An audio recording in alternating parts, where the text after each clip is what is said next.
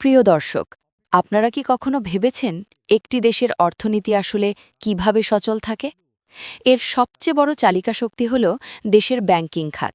কিন্তু সেই ব্যাংকিং খাতের শীর্ষ পদে যদি হঠাৎ এমন কিছু ঘটে যা সবাইকে হতবাক করে দেয়, তখন সাধারণ মানুষ হিসেবে আমাদের মনে নানা প্রশ্নের জন্ম নেওয়াটাই স্বাভাবিক।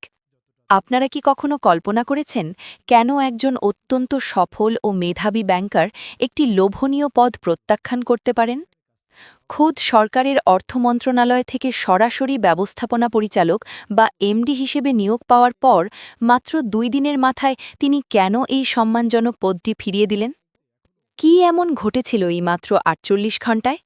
একজন মানুষ যিনি তার ক্যারিয়ারের পুরোটা সময় ব্যাংকিং খাতে দিয়েছেন, তিনি কেন ক্যারিয়ারের সর্বোচ্চ চূড়ায় বসার এই অভাবনীয় সুযোগ পেয়েও তা হাসি মুখে ফিরিয়ে দিলেন?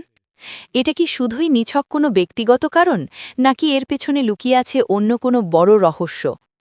আজ আমরা এই পুরো ঘটনাটির চুলচেরা বিশ্লেষণ করব। আর হ্যাঁ, ভিডিওর শুরুতে আপনাদের একটি কথা দিয়ে রাখছি, ভিডিওর একেবারে শেষে আমি আপনাদের ব্যাংকিং সেক্টরের এমন কিছু গোপন ও গুরুত্বপূর্ণ তথ্য দেব যা আপনি পূর্বে কখনোই কল্পনাই করেন নাই। তাই কোনো অংশ স্কিপ না করে পুরো ভিডিওটি একদম শেষ পর্যন্ত দেখতে থাকুন।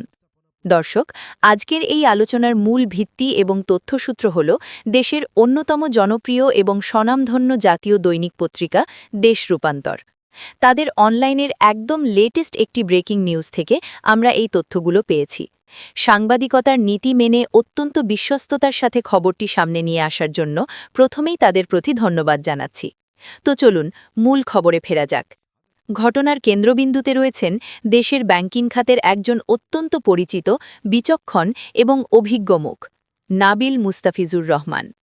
গত 15 ফেব্রুয়ারি 2026 তারিখে অর্থ মন্ত্রণালয়ের আর্থিক প্রতিষ্ঠান বিভাগ থেকে একটি প্রজ্ঞাপন জারি করা হয়। সেই প্রজ্ঞাপনে তাকে 3 বছরের জন্য সম্মিলিত ইসলামী ব্যাংকের ব্যবস্থাপনা পরিচালক বা এমডি এবং প্রধান নির্বাহী কর্মকর্তা হিসেবে চুক্তিভিত্তিক নিয়োগ দেওয়া হয়। একটি ব্যাংকের এমডি হওয়া যে কোনো ব্যাংকারের জন্যই আজীবনের লালিত স্বপ্ন, আর সেটি যদি হয় সরকারের অর্থ মন্ত্রণালয়ের সরাসরি নিয়োগ, তবে তার গুরুত্ব কতটুকু তা নিশ্চয়ই বুঝতে পারছেন। কিন্তু পুরো ব্যাংকিং পাড়াকে অবাক করে দিয়ে নিয়োগ পাওয়ার মাত্র 2 দিন পর 17 ফেব্রুয়ারি তিনি সম্মিলিত ইসলামী ব্যাংকের চেয়ারম্যান বরাবর একটি আনুষ্ঠানিক চিঠি পাঠান। চিঠিতে তিনি অত্যন্ত বিনীতভাবে কিন্তু স্পষ্টভাবে জানিয়ে দেন যে তিনি এই দায়িত্ব পালন করতে অপারগ। ব্যক্তিগত কারণ দেখিয়ে তিনি এই বিশাল সুযোগ থেকে নিজেকে সরিয়ে নেন। বর্তমানে Nabil Mustafizur Rahman United commercial bank বা ইউসিবিতে অতিরিক্ত ব্যবস্থাপনা পরিচালক বা এএমডি পদে অত্যন্ত সাফল্যের সাথে কর্মরত আছেন। 2024 সালের অক্টোবর মাসে তিনি সেখানে যোগ দেন।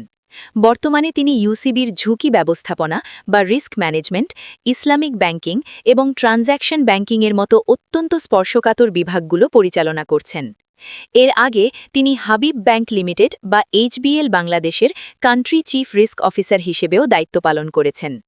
একটু খেয়াল করে শুনবেন দর্শক, তিনি ছিলেন একজন চিফ রিস্ক অফিসার। ব্যাংকিং সেক্টরে এই পদটির গুরুত্ব কতটা বিশাল তা হয়তো সাধারণ মানুষ হিসেবে আমরা অনেকেই জানি না। একজন রিস্ক অফিসারের মূল কাজই হল ব্যাংকের অভ্যন্তরীণ এবং বাহ্যিক সমস্ত ঝুঁকি আগে থেকে আঁচ করতে পারা। কোথায় বিনিয়োগ করলে ব্যাংকের ক্ষতি হতে পারে, কোন ঋণগুলো খেলাপি হবার ঝুঁকিতে আছে এবং ব্যাংকের আর্থিক স্বাস্থ্য কতটা মজবুত, এই সব কিছু একজন চিফ রিস্ক অফিসারের নখদর্পণে থাকে।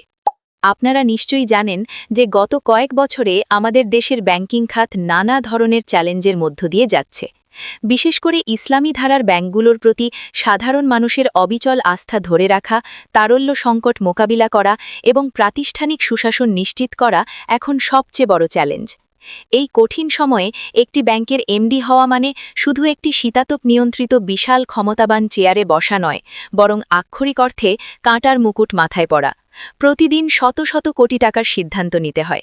একদিকে থাকে লাখ লাখ গ্রাহকের আমানত রক্ষার নৈতিক দায়িত্ব, অন্যদিকে থাকে পরিচালনা পর্ষদ এবং সরকারের নানা কঠিন নিয়মনীতির প্রচণ্ড চাপ।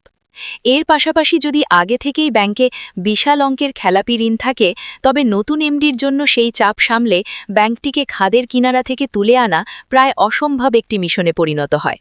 এখন একটু ঠান্ডা মাথায় ভাবুন তো দর্শক, 15 তারিখ নিয়োগ পাওয়ার পর থেকে 17 তারিখ চিঠি দেওয়া পর্যন্ত এই 48 ঘণ্টায় আসলে কি ঘটেছিল? নাবিল মুস্তাফিজুর রহমান একজন অত্যন্ত ঝানু এবং বাস্তববাদী ব্যাংকার। তিনি হয়তো এই 2 দিনে সম্মিলিত ইসলামী ব্যাংকের ভেতরের প্রকৃত অবস্থা এবং তাকে কতটা স্বাধীনভাবে কাজ করতে দেওয়া হবে তার একটি দ্রুত কিন্তু অত্যন্ত সূক্ষ্ম মূল্যায়ন করেছিলেন। যখন একজন দূরদর্শী মানুষ বুঝতে পারেন যে একটি বিশাল দায়িত্ব নেওয়ার পর সেখানে সফল হওয়ার চেয়ে ব্যর্থ হওয়ার ঝুঁকি এবং বদনামের পাল্লাই বেশি ভারী, তখন তিনি কি করবেন? বিশেষ করে তিনি যখন নিজে একজন বিশেষজ্ঞ রিস্ক অফিসার, তখন তিনি নিজের ক্যারিয়ারের ঝুঁকিটাও সবার আগে মাপবেন। এটাই স্বাভাবিক এবং সবচেয়ে বুদ্ধিমানের কাজ। এই ঘটনাটি আমাদের দেশের পুরো ব্যাংকিং খাতের জন্যই একটি অত্যন্ত তাৎপর্যপূর্ণ বার্তা দিয়ে যায়। যখন শীর্ষ পর্যায়ের ব্যাংকাররা বড় ও লোভনীয় পদে যেতে অনীহা প্রকাশ করেন, তখন বুঝতে হবে যে সিস্টেমের ভেতরে এমন কিছু কাঠামোগত চ্যালেঞ্জ রয়েছে যা তারা ব্যক্তিগতভাবে নিতে চাইছেন না। এটি হয়তো প্রাতিষ্ঠানিক সুশাসনের চরম অভাব অথবা প্রভাবশালী মহলের অদৃশ্য চাপ। নাবিল সাহেলের এই সাহসী সিদ্ধান্ত হয়তো তারই একটি নীরব প্রতিবাদ বা নিজের পরিচ্ছন্ন ক্যারিয়ার রক্ষার একটি পারফেক্ট কৌশল। দর্শক, ভিডিওর শুরুতে আমি আপনাদের কথা দিয়েছিলাম যে একেবারে শেষে এসে আমি আপনাদের ব্যাংকিং সেক্টরের এমন কিছু গোপন ও গুরুত্বপূর্ণ তথ্য দেব যা আপনি পূর্বে কখনোই কল্পনাই করেন নাই। তাই কোনো অংশ স্কিপ না করে পুরো ভিডিওটি একদম শেষ পর্যন্ত দেখতে থাকুন। আমরা বাইরে থেকে ব্যাংকগুলোর যে চকচকে কাচের শাখা, বড় বড় বিলাসবহুল বিল্ডিং এবং বছর শেষে হাজার কোটি টাকার লাভের চোখ ধাঁধানো হিসাব দেখি, তার পেছনের অন্ধকার সত্যটি হল ভিন্ন। দেশের অনেক ব্যাংকেরই আর্থিক বিবরণীতে প্রকৃত খেলাপি ঋণের পরিমাণ অত্যন্ত চতুরতার সাথে লুকিয়ে রাখা হয়। অডিটে যে ব্যাংককে খুব লাভজনক মনে হয়, ভেতরের আসল অবস্থা তার চেয়ে অনেক বেশি নড়বড়ে হতে পারে। একজন নতুন এমডি যখন দায়িত্ব নেন, তখন সেই আগের লুকানো খেলাপি ঋণের পুরো দায়ভার এবং বদনাম তার ঘাড়ে এসে পড়ে। প্রভাবশালী বড় বড় ঋণ খেলাপিরা বছরের পর বছর পার পেয়ে যায়, আর মিডিয়া এবং সাধারণ মানুষের সামনে এসে জবাবদিহি করতে হয় ওই নতুন এমডিকে। নাবিল সাহেবের মতো একজন প্রখর বুদ্ধিসম্পন্ন রিস্ক ম্যানেজার খুব সম্ভবত তার দীর্ঘদিনের অভিজ্ঞতা কাজে লাগিয়ে এই গোপন সত্যটি আঁচ করতে পেরেছিলেন। একজন অত্যন্ত যোগ্য মানুষের এই সরে দাঁড়ানো আমাদের দেশের অর্থনীতি এবং ব্যাংকিং ব্যবস্থার আমূল সংস্কারের প্রয়োজনীয়তাকে আবার নতুন করে চোখে আঙুল দিয়ে দেখিয়ে দিল। দেশ রূপান্তর পত্রিকার এই সময় উপযোগী সংবাদটি আমাদের এই গভীর সত্যগুলো নিয়ে ভাবার সুযোগ করে দিয়েছে।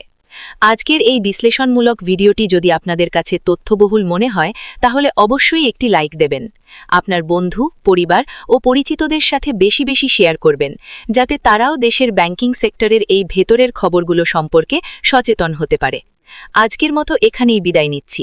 পুরো ভিডিওটি দেখার জন্য আপনাদের অসংখ্য ধন্যবাদ।